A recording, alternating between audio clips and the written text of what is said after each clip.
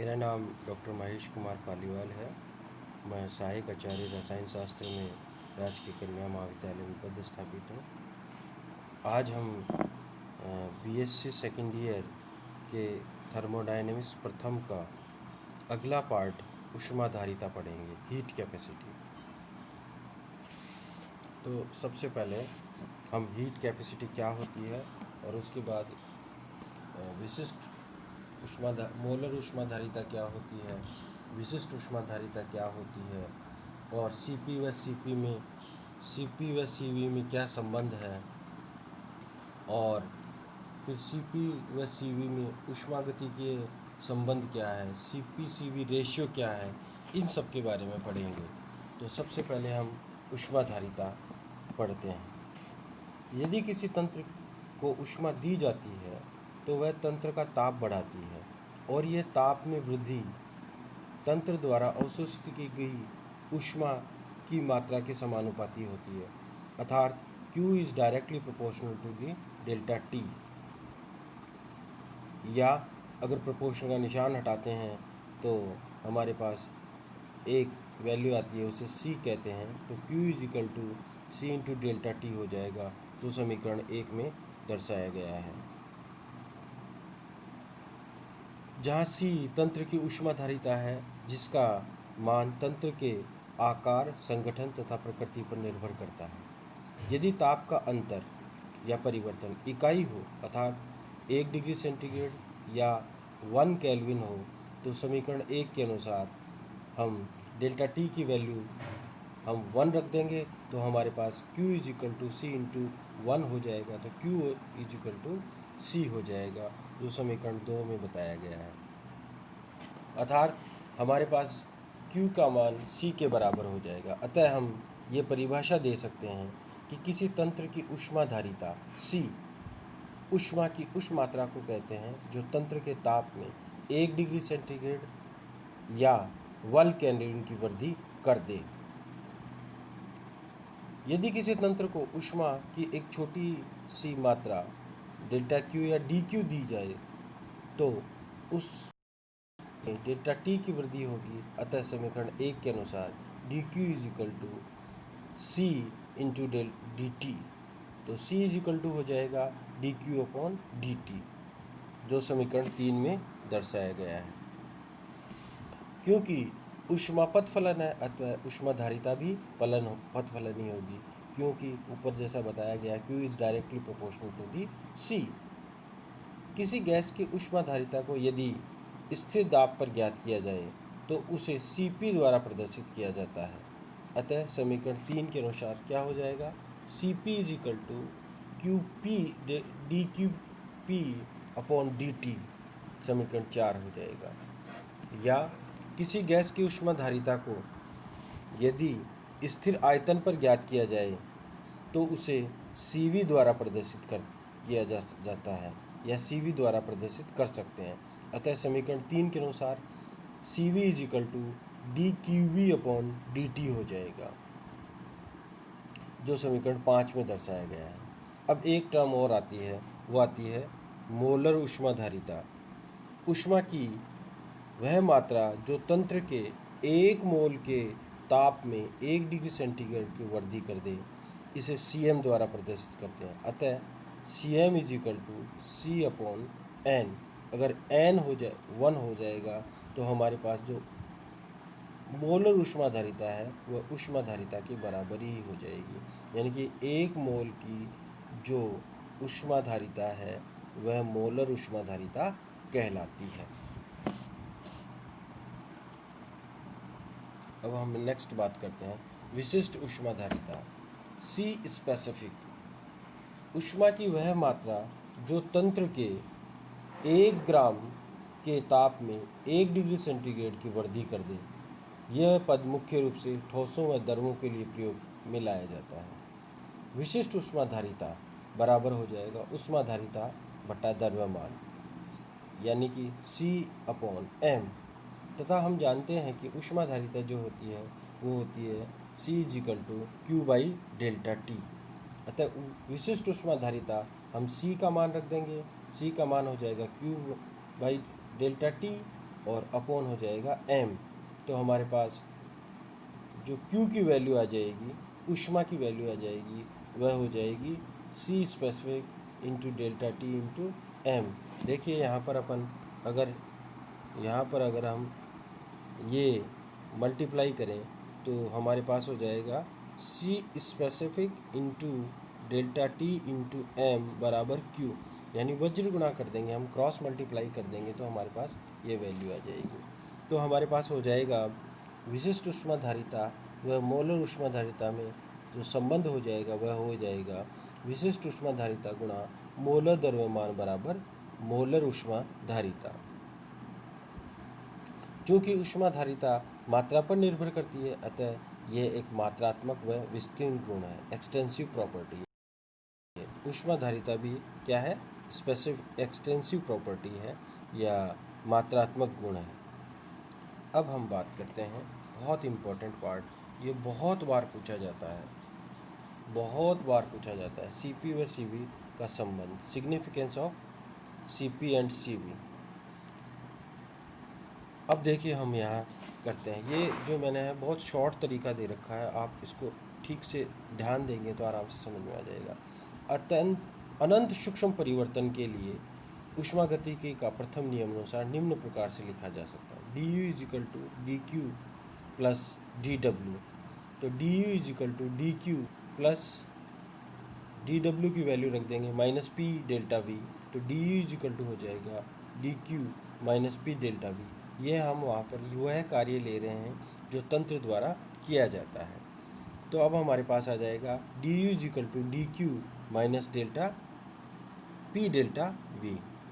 अब देखिए तो हो जाएगा डी क्यू इजिकल टू, अब हम पी डेल्टा वी को इधर ले जाएंगे तो हमारे पास हो जाएगा D Q is equal to D U plus P delta V. ये इम्पोर्टेंट रिलेशन है। अब हम बात करते हैं स्थिर दाब पर, अर्थात जब डीपी में यानी दाब में परिवर्तन जीरो हो पर आयतन में परिवर्तन जीरो नहीं हो, तो हमारे पास हो जाएगा D Q P is equal to D U plus P delta V, समीकरण 1 हो जाएगा। हमारे पास हम संबंध जानते हैं H is equal to U plus P V होता है। अब हम चूँकि आयतन में परिवर्तन हो रहा है तो D H is equal to D U plus P delta V हो जाएगा।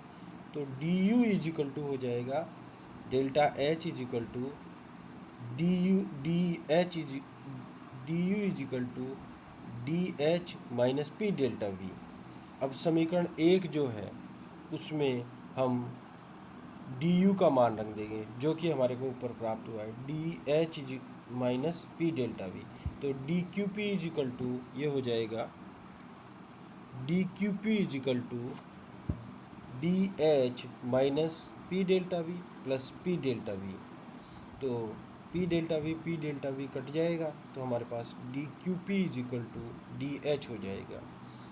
चूँकि सी पी इजिकल टू होता है D Q P upon D T या D H upon D T या del H upon del T at constant P. अतः स्थिर दाब पर एंथैल्पी में ताप के साथ परिवर्तन की दर ऊष्माधारिता कहलाती है। इसी प्रकार से दूसरी तरफ हम देखते हैं स्थिर आयतन पर, अर्थात D V is equal to zero हो जाएगा तो D Q V is equal to D U plus P delta we.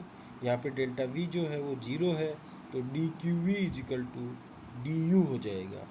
क्योंकि C V is equal to D Q V upon D T है तो D U upon D T या del U upon del T at constant V जो है वो सी we के बराबर हो जाएगा। अतः सी वी आंतरिक ऊर्जा में ताप के साथ परिवर्तन की दर है यदि आयतन स्थिर हो तो, या यूँ कहिए सी वी इजिकल टू आंतरिक ऊर्जा में ताप के साथ परिवर्तन की दर स्थिर आयतन पर ऊष्माधारिता कहलाती है।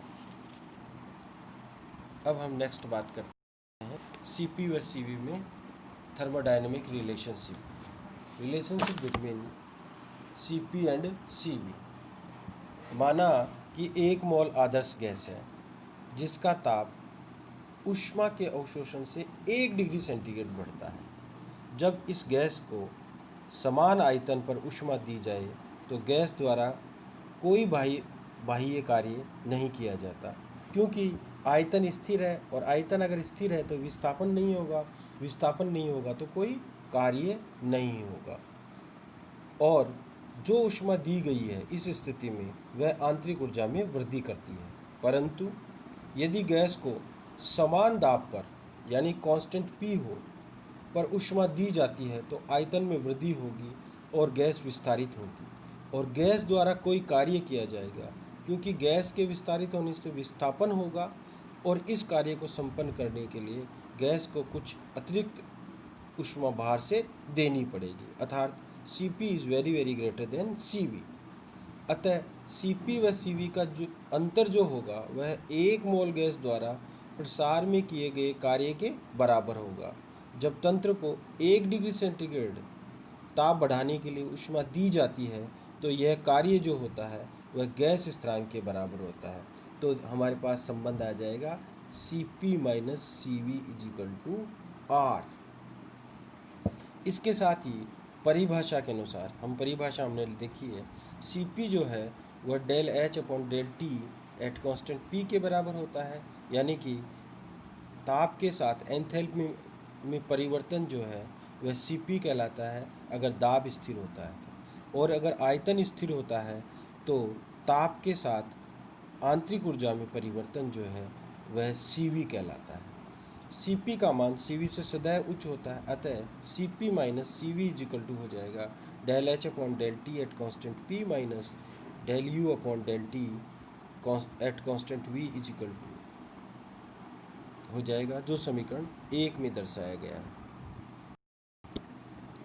एंथैल्पी की परिभाषा के अनुसार हम जानते हैं एंथैल्पी जो होती है वह आंतरिक ऊर्जा प्लस पीवी के बराबर होती है। 1 मोल आदर्श गैस के लिए PV is equal to RT होता है, हम जानते ही हैं। तो हम जो समीकरण 2 है उसमें पीवी का मान रख सकते हैं, अतः हमारे पास आ जाएगा समीकरण 2 से जो समीकरण 3 प्राप्त हो जाएगी वो होगी H is equal to U plus RT। अब समीकरण 3 को T के सापेक्ष अवकलित करते हैं, समीकरण 3 को T के सापेक्ष अवकलित करते हैं तो हमें प्राप्त होता है DH upon DT is equal to DU upon DT plus R।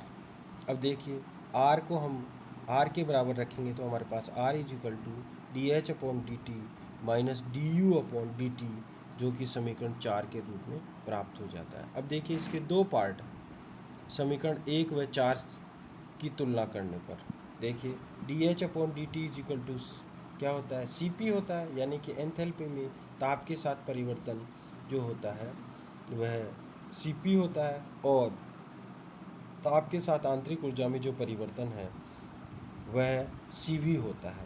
तो हम समीकरण 4 को निम्न प्रकार से लिख सकते हैं, Cp minus Cv is equal to R 1 mole आदर्श गैस के लिए, तथा Cp माइनस Cv जो है वो 1.99 जो होता है वो होता है calorie kelvin inverse mole inverse, जबकि Cp माइनस Cv जो है वो 8.34 जूल केल्विन मोल इनवर्स जो है वह होता है।